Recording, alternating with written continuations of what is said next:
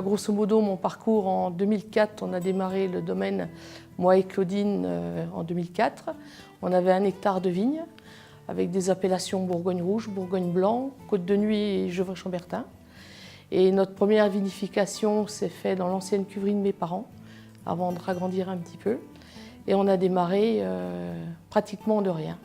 Alors effectivement, en Bourgogne, les domaines tenus par des femmes, en général, c'est à peu près 5%. C'est pas énorme. Et donc, c'est pas évident aussi de se faire accepter.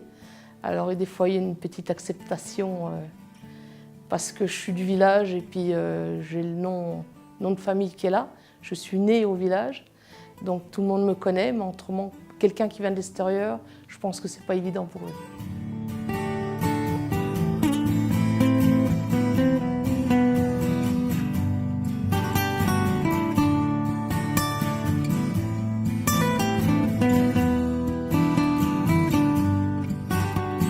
Alors on a toutes les vignes en fermage, pratiquement toutes les vignes en fermage.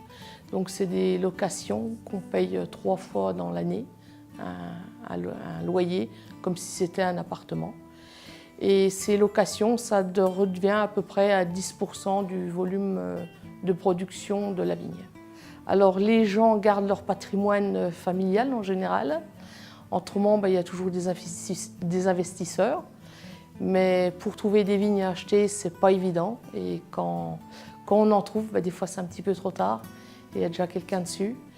Alors la solution du fermage, c'est vrai que c'est intéressant parce qu'on n'a pas d'argent à débourser. Au départ, pour les premières années, on démarre avec les vignes des autres, c'est juste des loyers. Mais en définitive, ça revient assez cher parce que les loyers, il faut quand même payer les fermages.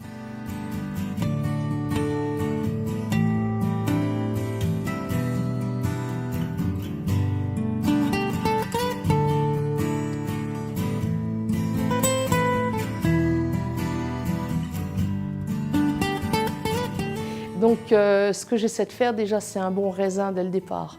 Parce que s'il n'y a pas de bon raisin, il n'y a pas de bon vin. Donc on travaille dans nos vignes, donc tous les travaux viticoles sont faits par nous. On n'a pas de salariés pour l'instant.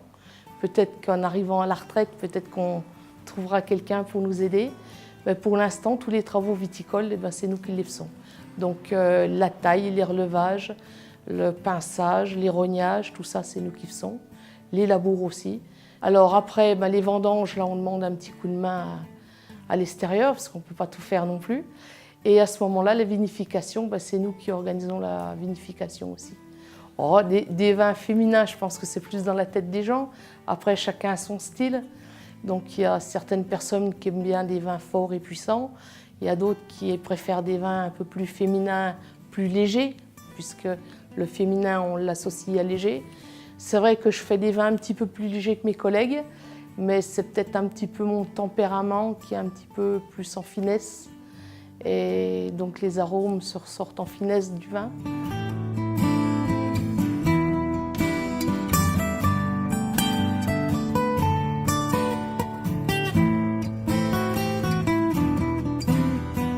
Alors c'est vrai que le nom n'est pas porteur, on n'a pas d'appellation village, mais effectivement on a des grands vins.